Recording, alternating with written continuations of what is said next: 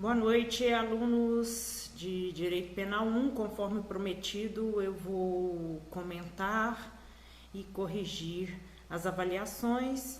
Nós tivemos um pequeno questionário e com casos concretos. A gente já havia até treinado, eu também já tinha feito um vídeo sobre o exercício que já tinha sido feito antes. É bem semelhante, né? É bem treinamento mesmo. E depois eu vou falar da prova, tá? Vamos já de uma vez para esse vídeo não se alongar muito. Bem, a primeira questão é a seguinte: Tício foi condenado à pena de 4 anos por estar em curso no artigo XY do Código Penal atual, que está vigorando. Tal condenação ocorreu de forma definitiva em 19/8/2015. Ocorre que houve a vigência da Lei ABCD em 3 de janeiro de 2016, que mudou a redação do artigo XY do Código Penal, alterando significativamente a pena máxima do crime de 5 anos para 3 anos. Ok? Bem, então você vê aí uma mudança na legislação, né? E aí uma nova lei surgiu alterando a pena máxima de 5 para 3, ou seja, se ele foi condenado a 4, aquilo foi mais, né, a posterior foi mais benéfica a ele, tranquilo. Estando o Tício já cumprindo pena, ou seja, não o processo de certa forma já foi decidido, né? No ano de 2016, seria aplicável para o caso em tela a Lei ABCD? A nova lei justifique sua resposta com a lei e os princípios estudados. Bem, sim, essa lei mais benéfica, a lei ABCD, ela pode ser aplicada, ela deve inclusive ser aplicada, porque a lei mais benéfica, ela pode retroagir para benefício do réu. Ou seja, qual é o princípio? O princípio é da retroatividade da lei mais benéfica, certo? Se responder assim, tá beleza. A questão 2 é Mévio pratica crime em 20 de maio de 2018 sob a vigência da lei LMNO. Estava sendo processado por este crime em 2019 e ainda não havia condenação, ou seja, o processo ainda estava tramitando. No dia 2 de janeiro de 2020, 2 anos depois, entra em vigor uma reforma legal que alterava a lei LMNO e excluía o ato criminoso, isso é muito importante, praticado por Mévio do rol de atos imputáveis como infração penal, ou seja, não existe mais aquele crime. Como ficará a situação de Mévio? Justifique qual o instituto jurídico aplicável ao caso, segundo o artigo 2º do Código Penal. Gente, o próprio enunciado da questão resolve, né? Mévio não será mais criminalizado, ele não responderá mais por crime algum, tá? O fenômeno que aconteceu, obviamente, o próprio artigo 2º nos diz, mas nos diz uma linguagem mais, vamos assim dizer, extensa. A expressão latina é o abolitio criminis, ou seja, o crime não existe mais, seja lá o que tiver acontecido com a pessoa, se ela está sendo processada, se ela está sendo condenada, se ela está cumprindo pena, acaba tudo aquilo, certo? Tranquilo também. 3. Simprônio, em 20 de março de 2010, praticou o crime previsto na lei BCDE, que vigorava desde 2008. A lei BCDE dispunha para tal crime pena de 6 a 10 anos. Foi processado e condenado em definitivo em 2012, ou seja, estava condenado em definitivo, não tinha jeito mais. No ano de 2014, nova lei, a CDEF, passou a condenação do crime em questão de 3 a 7 anos, ou seja, diminuiu a pena. Ocorre que em 2016, 2 anos depois, a lei DEFG entrou em vigor, inserindo para o crime em tela pena de 4 a 8 anos. Você vai observar aí uma sucessão de leis penais. Uma que colocava a pena de 6 a 10, depois uma mais benéfica que colocava a pena de 3 a 7 anos e depois uma de 4 a 8 anos. Uma sucessão de 3 leis, se a gente observar, a lei do meio, a lei BCDE é a mais benéfica. O condenado Simprônio, ainda cumprindo pena, aciona um atento advogado para defendê-lo. À luz do caso exposto, e do artigo 2º do Código Penal, qual das leis seria aplicável ao caso? Justifique sua resposta, como se chama o efeito da lei penal nesse caso. Bem, o que aconteceu é bem simples. Como a gente já havia falado aqui, né? A lei aí do meio, a segunda lei, são 3 leis, uma sucessão de 3 leis. A segunda lei, a lei CDEF, é a mais benéfica de todas, né? Porque houve essa sucessão e aí, como você pode aplicar todas as leis, desde que estivessem, né, vigorando da data do crime, né, e posteriormente ao crime, você pode aí ter a opção, obviamente não é opção, é uma obrigação, né, de aplicar a lei mais benéfica. Então é a CDEF. E a justificativa é exatamente essa. Em caso de sucessão de leis penais, estando em vigor desde a data do crime e logo depois, pode se enquadrar na mais benéfica de todas as leis. Essa é uma resposta bem tranquila. Bem, por último, nós temos a seguinte questão. Questão 4, em 14 de maio de 2015, Fritz praticou o crime descrito na lei ZYXV, com pena máxima de 6 anos. A lei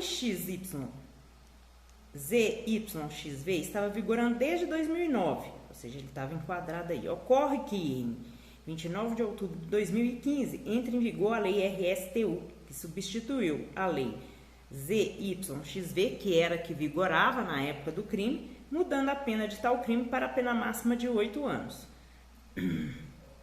Bem, piorou a situação, né? Então, nesse primeiro momento, a lei mais benéfica é aquela mesmo que estava vigorando na data do crime.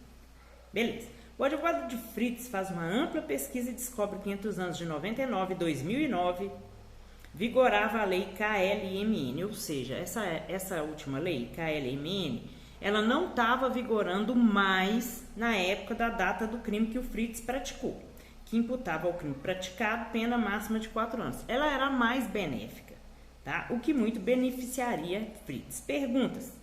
Cada uma dessas A e B vai valer 1 ponto, né? As outras valeram 2 pontos. Qual lei, de acordo com o artigo 2º do Código Penal, seria aplicável ao caso? Justifique sua resposta. Bem, obviamente seria a lei ZYXV, porque dentre as leis que vigoravam na data do crime e depois da data do crime, essa lei, essa primeira lei, a lei ZYXV, é a mais benéfica, segundo o artigo 2º do Código Penal. Então, é uma questão de interpretação de texto. E aí tem uma espécie de pegadinha. A lei KLMN, mesmo tendo uma pena menor, poderia ser utilizada? Justifique sua resposta. Não, por quê? A lei KLMN, ela não vigorava mais, ela já tinha sido revogada já há um tempinho, quando da data do crime. Então, você pode aplicar leis que vigoravam na época do crime e após a época do crime, não leis que já estavam revogadas, certo? Então, o nosso exercício termina por aqui e vamos passar para a prova. Bem, gente, na prova eu vou só falar as questões corretas, né? As questões que são para marcar, ok? A questão 1 diz, lei excepcional consiste em letra B, na lei criada para reger fatos ocorridos em período anormal. Ela não é uma lei com data pré-determinada, ela é uma lei que vigora em períodos de excepcionalidade, tá? Tranquilo, a letra B. 2. Abolitio criminis, é correto? Letra B de novo, ninguém pode ser punido por fato que lei posterior deixa de considerar crime. Isso é só uma simples leitura do artigo 2º, já define essa questão. A questão 3, cessada a normalidade regida pela lei excepcional, que a gente acabou de falar, volta-se ao direito normal. Assim, alternativa certa, C. A lei excepcional continua tendo aplicação aos crimes ocorridos na época ensejadora da lei. Ou seja, em caso de leis excepcionais ou temporárias, mesmo cessados os seus efeitos, ela não vigorando mais, aqueles crimes que ocorreram durante a sua vigência não vão cumprir aquela questão da retroatividade da lei mais benéfica, porque elas são excepcionais ou temporárias. Então, ela continua sendo aplicada para aqueles crimes que ocorreram na época da sua vigência. Tranquilo também. 4. Analise as afirmações abaixo e escolha a alternativa correta. Na 4, no caso, é a letra A. As afirmações 1 e 2 estão corretas. Então, estão corretas. Lei penal em branco é aquela que necessita de um complemento normativo. Nós já falamos, né? É aquela lei que traz termos, que traz questões, que precisa de outra complementação dentro da normatividade. E 2, tipo penal aberto é aquele completado pela jurisprudência e doutrina em razão de não possuírem a determinação dos elementos do dever jurídico cuja violação significa realização do tipo. Então, o tipo penal aberto se difere da lei penal em branco porque o tipo penal aberto abre para a sua interpretação, jurisprudência e doutrina, porque nenhuma norma, nenhum instrumento legal complementa essa situação. Então, a alternativa é a letra A. 5. Vindo o presidente da República do Brasil ser vítima de crime de homicídio quando se encontrava em viagem pelo exterior, foi até onde o pouco que a gente viu do artigo 7º. Isso aí não tem erro também, é a letra D. Aplica-se o princípio da extraterritorialidade, artigo 7º. Crimes cometidos contra o presidente da República, seja lá onde for, vão ser enquadrados pela lei brasileira pelo princípio da extraterritorialidade, ok? Portanto, o agente fica sujeito à lei brasileira, embora cometido no estrangeiro. 6. Considera-se lugar do crime. Letra B. Tanto o lugar do comportamento, ação ou omissão, como do resultado. Tá? Essa questão de lugar do crime, a gente vai aplicar essa questão de valer tanto o lugar da ação ou omissão, quanto o lugar em que ocorreu o resultado, é o chamado princípio da ubiquidade. Muita atenção em relação a isso. 7. Quais princípios exigem que a lei penal incriminadora seja editada antes da ocorrência do fato criminoso? Tem uma palavrinha aí que determina tudo, então, sem dúvidas, é a letra A. Da legalidade e da anterioridade da lei penal. Por quê? Porque fala de lei penal que incrimina e que seja antes, editada antes. Então, você tem a lei, legalidade e anterioridade. A questão, portanto, é a alternativa A. Questão 8. Assinale a alternativa incorreta, letra C. No conflito aparente de leis, o juiz poderá aplicar as duas leis existentes, somando-se penas por ela combinadas. Não, a gente está tratando exatamente uma forma de unificar leis, que é uma coisa de política criminal, para exatamente não haver essa extensão das penalidades. Né? A gente sabe que o nosso sistema procura, de certa forma, sempre beneficiar aquele que é mais fraco, no caso, o réu.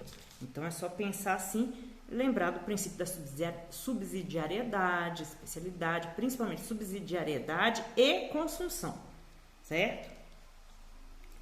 Então, a questão 9 vem. Pelo princípio tempus rege ato, que significa o tempo, né? O ato vai ser regido pelo tempo, pela lei do tempo. Então, você tem que marcar a alternativa correta, a letra B. Depois de revogada, a lei ainda continua sendo aplicada aos casos que ocorreram durante a vigência dessa. Então, se ela estava vigente, né, ela ainda continua sendo aplicada aquele caso, porque ela estava vigente na época, certo? Ela estava vigente, por isso que é tempus rege ato, né? É a lei da época em que aconteceu o crime. 10. Assinale a alternativa correta.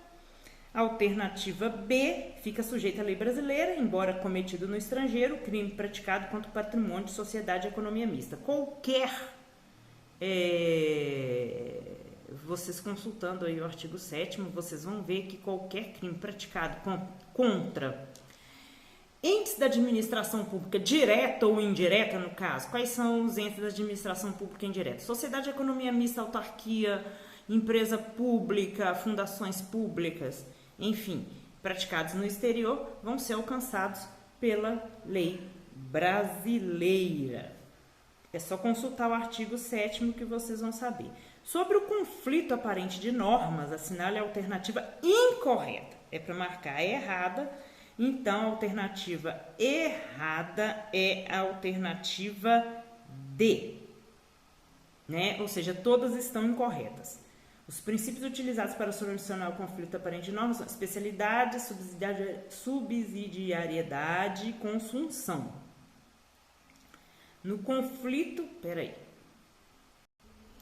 Bem, eu estava lendo a de baixo, desculpa. Então é para marcar a incorreta, né? A gente acaba confundindo e ainda mais fazendo um vídeo rápido assim.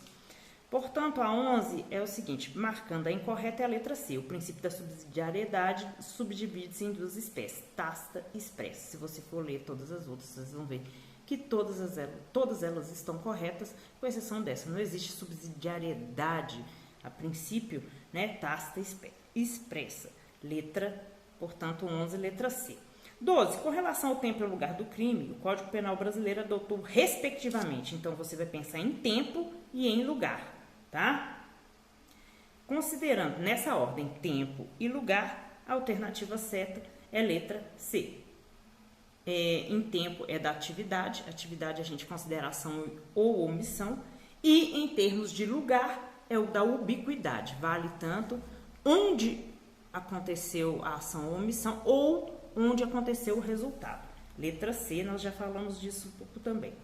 A questão 13, tem que pensar um pouco, fazer um pouquinho de conta, mas é conta básica, tá? Júlia, nascida em 22 de maio de 2000, não mais aguentando o comportamento de sua prima Renata, que constantemente a vinha ofendendo, resolve pôr fim àquele comportamento.